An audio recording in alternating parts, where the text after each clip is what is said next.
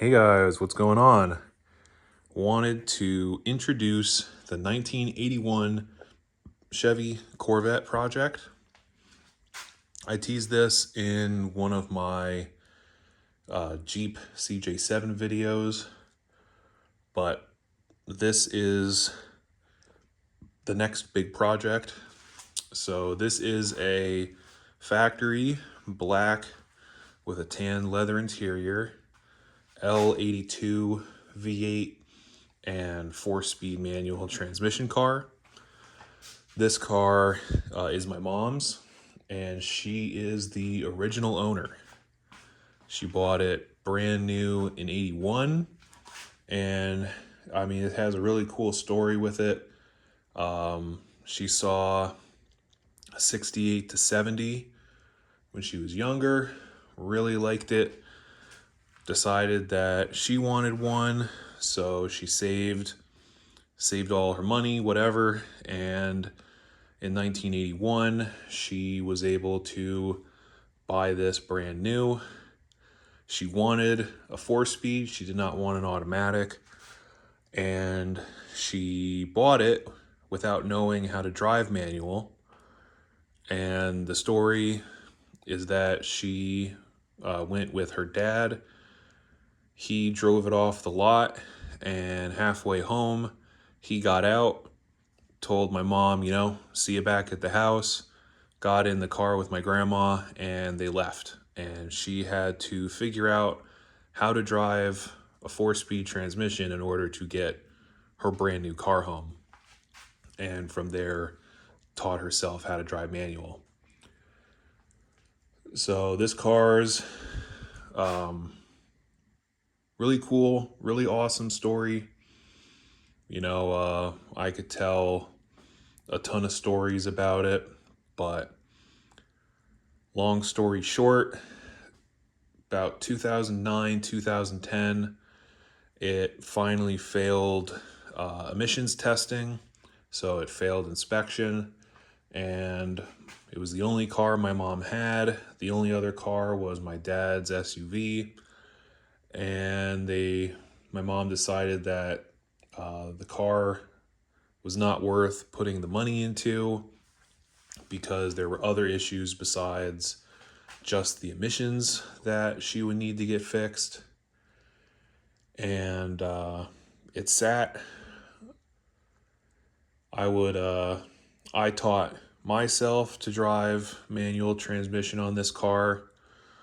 I would sneak it out when my mom and dad weren't home and drive it around the neighborhood. And the battery in it was bad. You'd have to jump start it every time. And the starter was really weak in it. So it managed to get it started when it was cold, but once it got hot and heat soaked, if that car shut off, you were not starting it again. And I learned that lesson the hard way many times, and had many close calls with sneaking it back into the house before my mom came home and visually saw that it was out, though, mom's being mom, she knew. But so it sat unless I was out having fun, and until New Jersey got rid of its inspection requirement for cars 95 and older. So bought a new battery for it and got it back registered and insured, and had it back out on the road driving around. But like I said, there was more than just the emissions issues. When the car first failed inspection, I tried to patch the holes in the mufflers, and young dumb kid, I super glued cardboard over the holes in the muffler. So looking back, fire hazard, but at the time, thought I was really doing something. So I remember I had my first muscle car was a 72-door Le Mans that was just a rotten pile of junk. And I sold it for $800 and used the money to buy my mom a new exhaust kit for the car. And it was actually at the time where I think I bought it off of, well, you know what? I don't want to say where I bought it from because I don't remember. But they only listed one exhaust for the 81. And it wasn't until after that it turns out after I ordered it, that there's actually two. There's an early and a late 81 exhaust. And the main difference is the downpipe is wider or narrower depending on whether it's early or late. Don't ask me why. So I had to reuse the original downpipe, but then I could run the rest of the new exhaust. And between that and the new battery, which with this car being the battery monster that it is, didn't last that long, but had it driving around, and it was a lot of fun. I got to legitimately drive it now that I have my license and knew how to drive stick. And but all of the other issues were still there, which are a plethora, but pretty much front to back, the car needed everything from shocks to suspension to the rear leaf spring.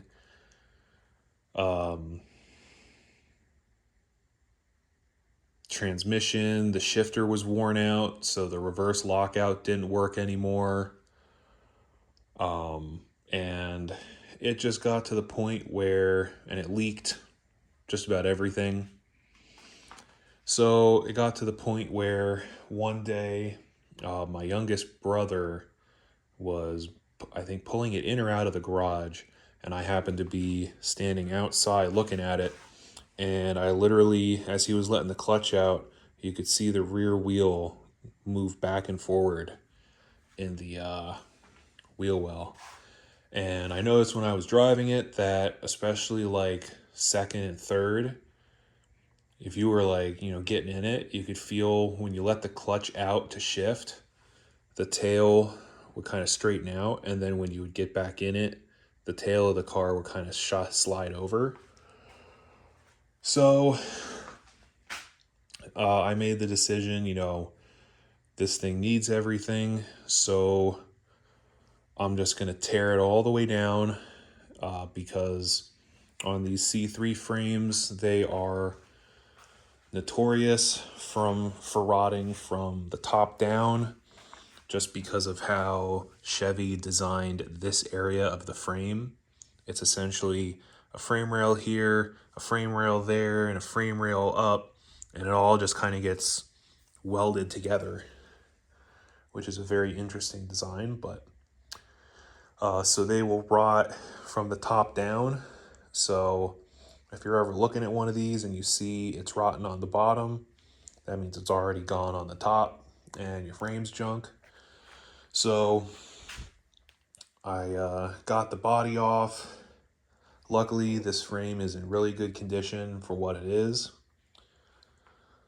The only rust issue that we have, besides body mount bolts, or body mount standoffs, which is super common, whatever, is right here. This reinforcement plate got some rust jacking on the bottom. So just have to get in there with a screwdriver and dig all that out, tap the metal flush and re-weld it. But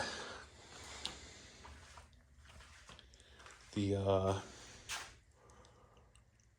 all in all, there was nothing that I found that surprised me. The engine, which is sitting right there, it needs to get gone through. From my mom's recollection, this car she claims has over 200,000 miles on it. She said that, she drove, this was her only car for a while, and she just drove this thing everywhere. I don't know how much I believe that, but because I do know she did wreck it, I think in 82 or 83, and then she bought a Chevette. And then in 88, she bought an 87 Corvette. So she had two Vettes and a Chevette.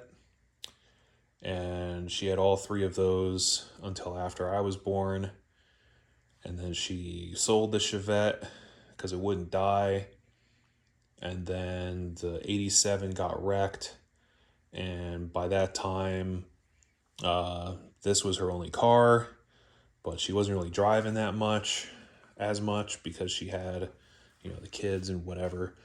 But the gauge cluster shows like 59, just shy of 60,000 miles. But she said short, like, a year or two after she bought it, the speedo cable broke and she didn't get it fixed right away. So it's an unknown amount of mileage, but you can see right here, there's what's left of your bushing, and both sides are like that. So, and all the bushings on it are just gone. So it's a big project. My goal is to put this back together and have the body work done, have the paint redone, and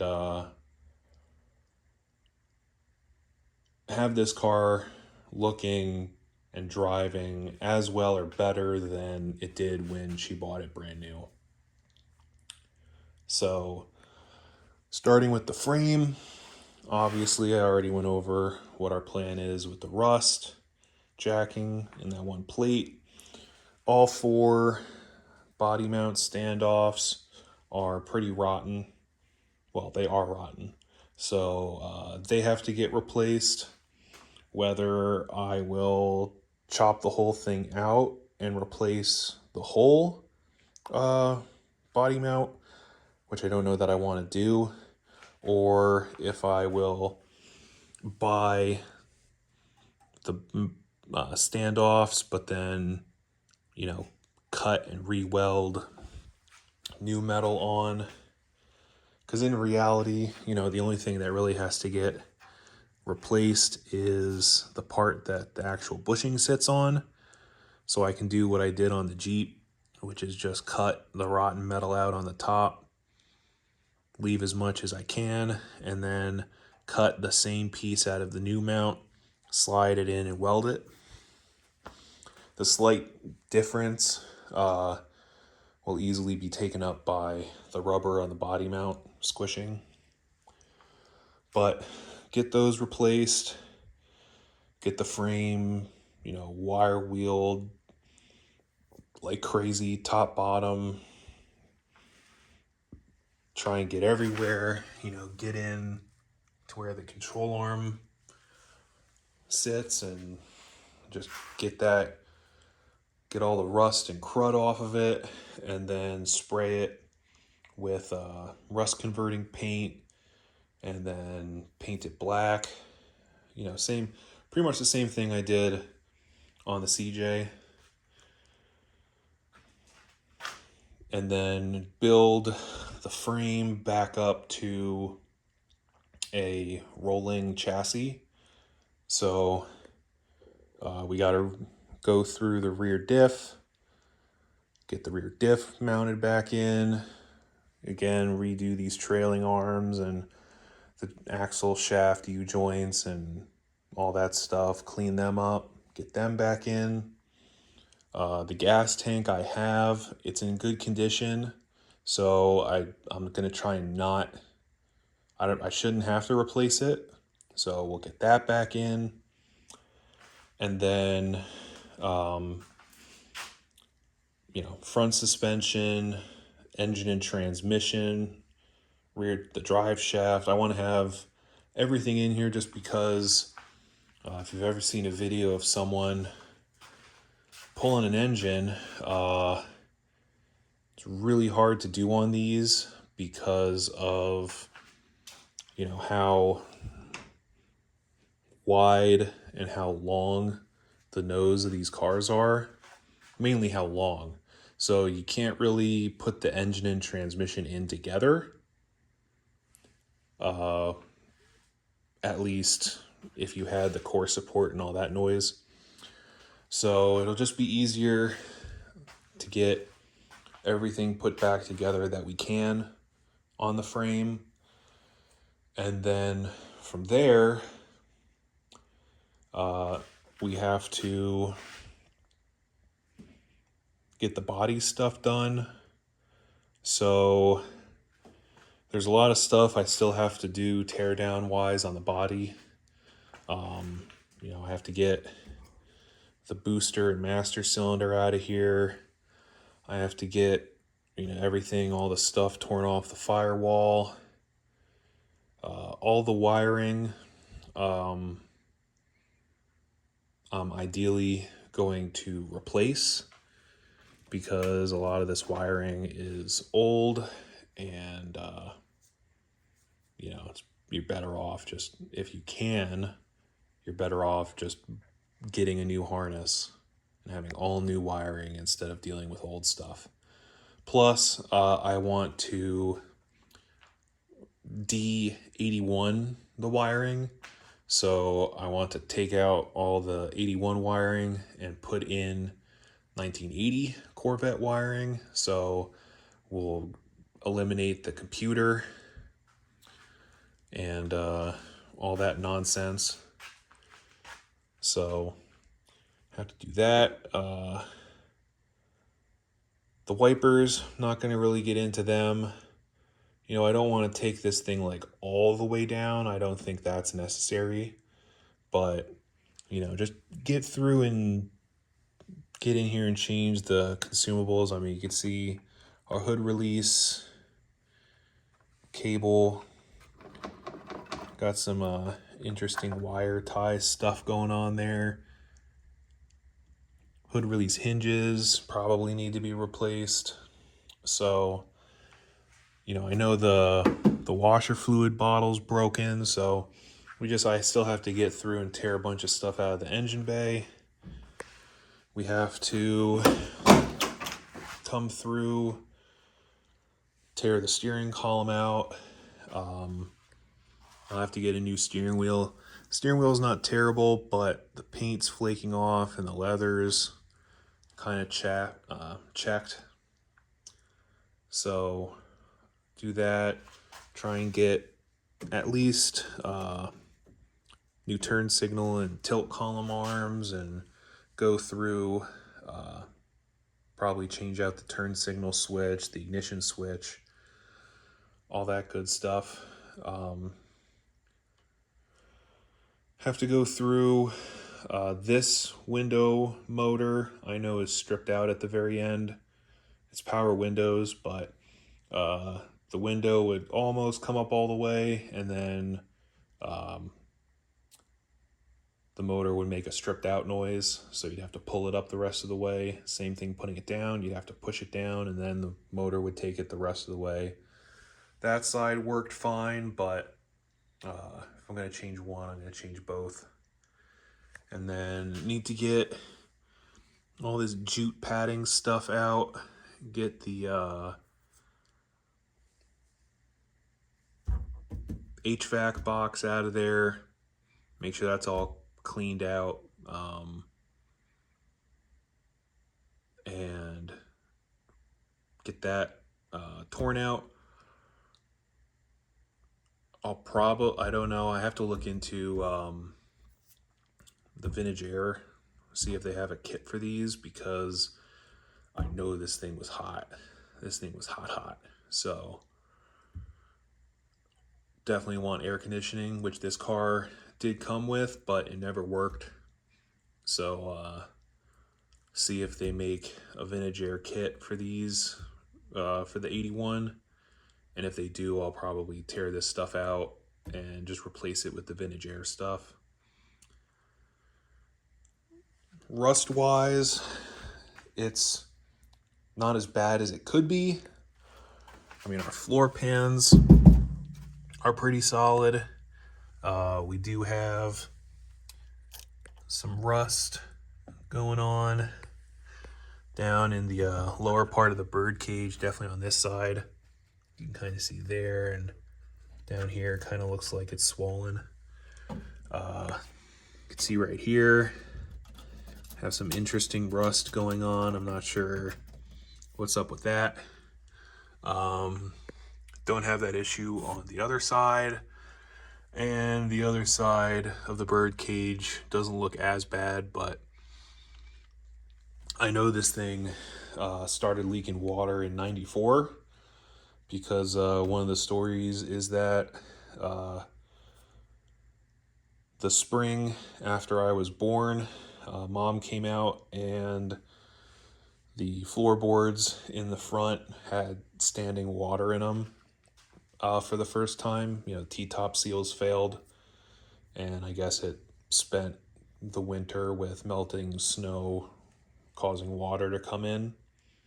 So, but only other concerning part over here, I'm assuming this is like seam sealer, and there's a couple spots where it's kind of blown out.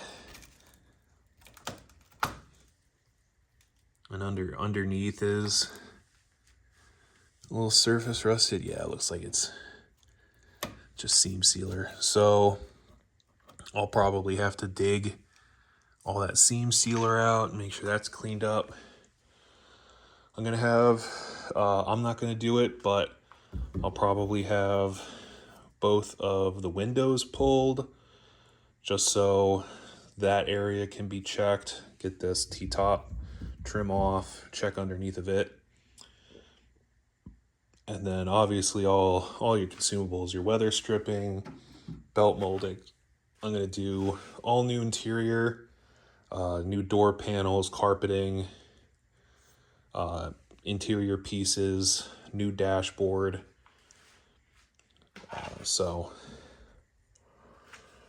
And then body wise, it has more than its fair share of, you know, chips in the door. You know, doesn't look like there's any rust in these doors, but definitely plenty of paint chips around the whole car, some cracks. This is the worst. The antenna on this car was a fixed antenna, but it was like seized, so you couldn't get the mast out. And had an issue with the cover that I had on here. I cut the hole in not quite the right spot, so it was kind of pulled over, and it was causing water to leak in and sit back here.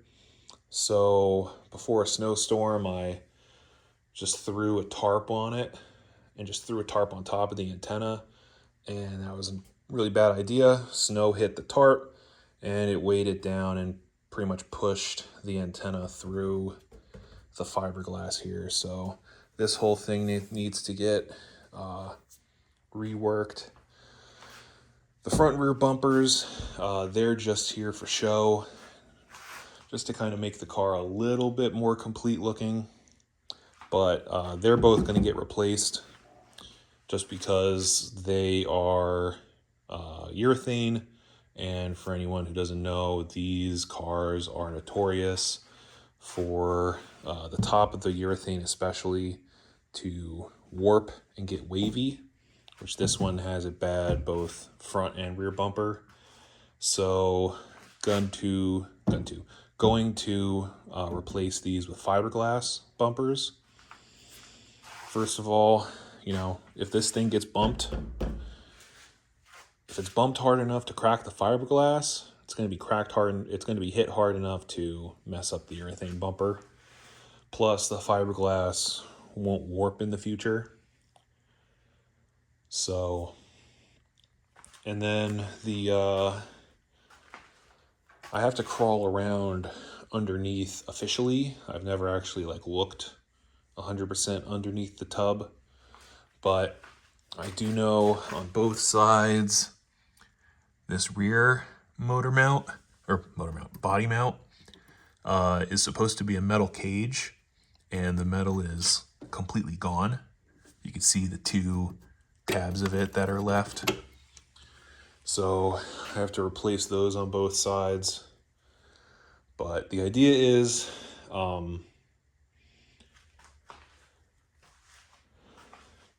at least as of right now, the idea is to get the rolling frame done, get that rear body mount fixed on both sides, and make sure the other body mount holes are going to be good to go. And then I'll probably get the car as gutted as I can get it. Remove the front and rear glass, the trim, get it all stripped down, and then put the body back on the frame. Ideally get it bolted back down to the frame, and then get the car sent off to do the body and paint. Once the body and paint is done, then we'll go to reassembly.